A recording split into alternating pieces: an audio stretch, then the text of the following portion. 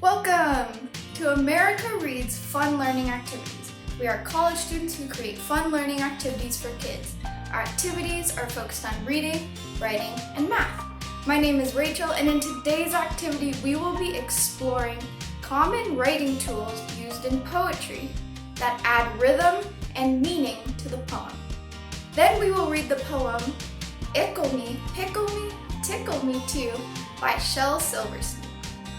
Let's get started identifying common writing tools used in poetry. Let's go! What is a piece of poetry? Poetry is a piece of writing that often shares emotions or feelings.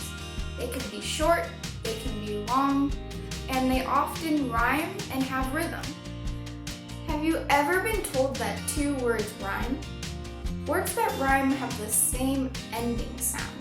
In poetry, these words can often be found at the end of the line. The spelling for words that rhyme isn't always the same. As long as the sound is the same, then it's rhyming. For example, with the word air and there.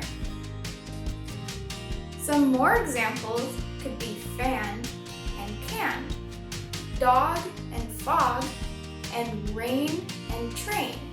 Choo choo. Can you think of any words that rhyme? Go ahead and say them out loud. Wow, those are amazing rhyming words. Another writing tool that authors will use is something called repeated lines. This is when the same word or the same phrase is repeated multiple times throughout the poem. This adds importance or builds the importance of whatever the word or phrase is in the poem. Let's take a look at a short poem called Hug a War by Shel Silverstein to find repeated lines in a poem. I will not play at tug-o-war. I'd rather play at hug-o-war, where everyone hugs instead of tugs, where everyone giggles and rolls on the rug, where everyone kisses and everyone grins and everyone cuddles and everyone wins. Next is a word called alliteration. Can you say that word with me? Alliteration. Alliteration. Perfect. Alliteration is when the beginning sound of the word is repeated. Tongue twisters often use alliteration.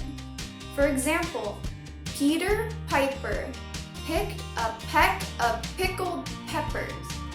The sound P is repeated.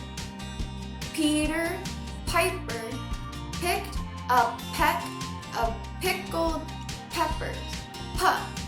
The P sound at the beginning of each word is repeated. This is alliteration. Can you think of any tongue twisters? Go ahead and say them out loud. Wow, those sounded really hard to say. Great job!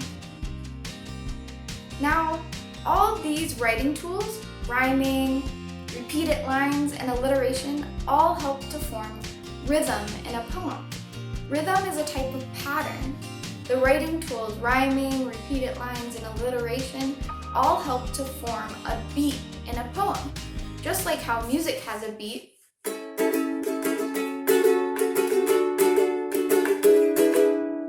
poetry also has a beat. This beat is the rhythm of poetry.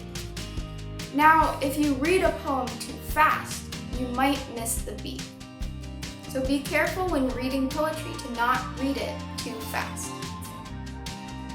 Now, let's read the poem by Shel Silverstein called Ickle Me, Pickle Me, Tickle Me Too. Remember to listen and look for words that rhyme, repeated lines, or alliteration to help you hear the rhythm in the poem. Pickle me, tickle me too. Want to ride in a flying shoe. Hooray, what fun! It's time we flew! Said Ickle tickle me too. Ickle was captain, and Pickle was crew, and Tickle served coffee and mulligan stew, as higher and higher and higher they flew. Tickle me, tickle me too. Tickle me too. Over the sun and beyond the blue. Hold on, stay in, I hope we do, cried tickle me, tickle me too. Tickle me too. Never return to the world they knew, and nobody knows what's happened to dear Ickle me, tickle me too.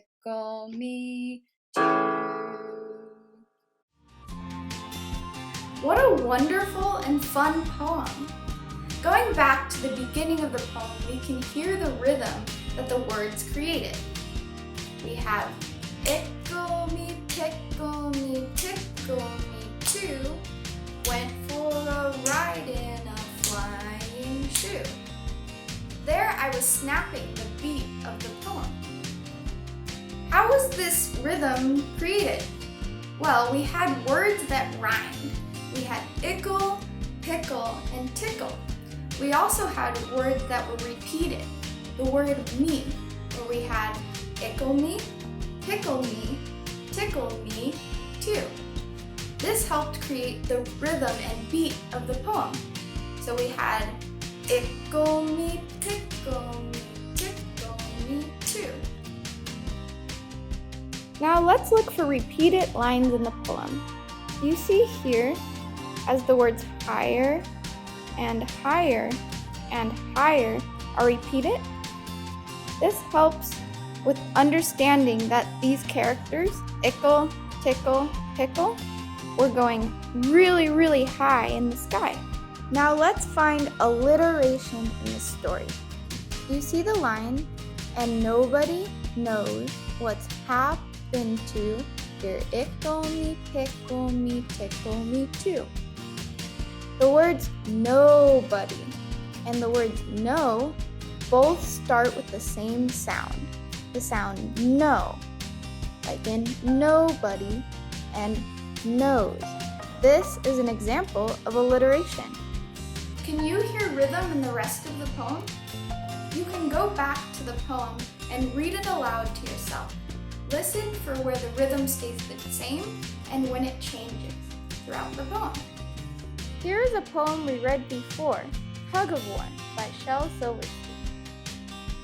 What are some words that rhyme in this poem? Go ahead and say them aloud.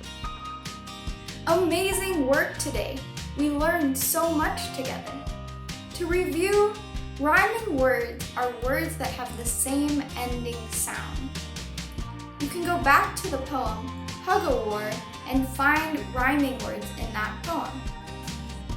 We also went over lines that are repeated in a poem. Can you find more repeated lines in the poem, ickle me, pickle me, tickle me too? The repeated lines we found was in the second stanza where it said, as higher and higher and higher they flew. Wow, those are amazing repeated lines. Awesome job.